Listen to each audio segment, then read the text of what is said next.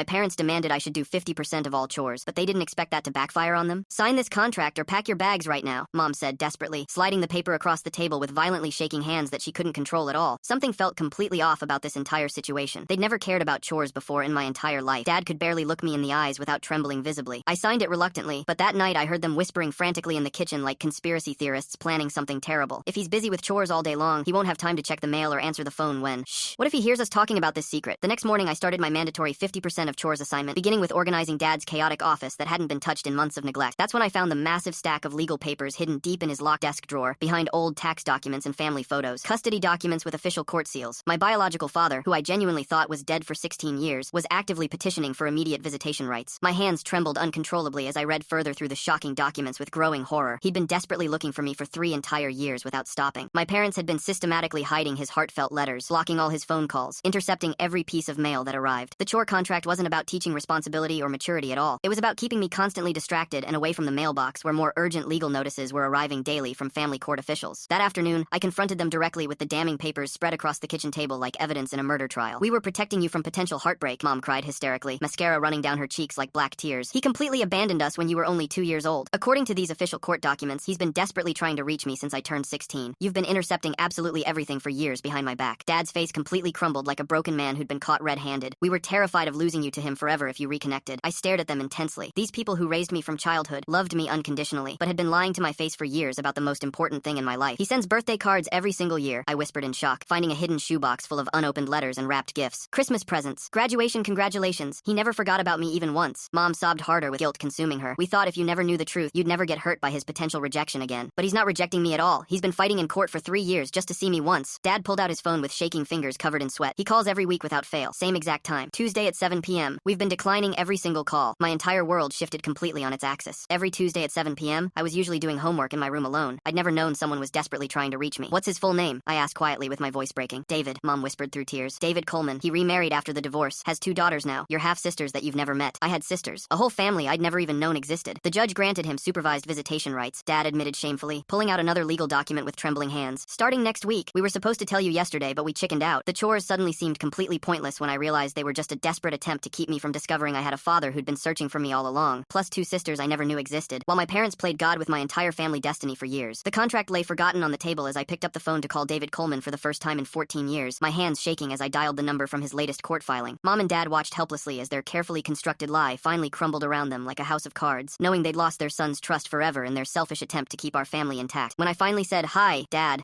into the phone, he broke down crying. "I've been waiting years to hear that," he whispered. "For the first time, I felt whole.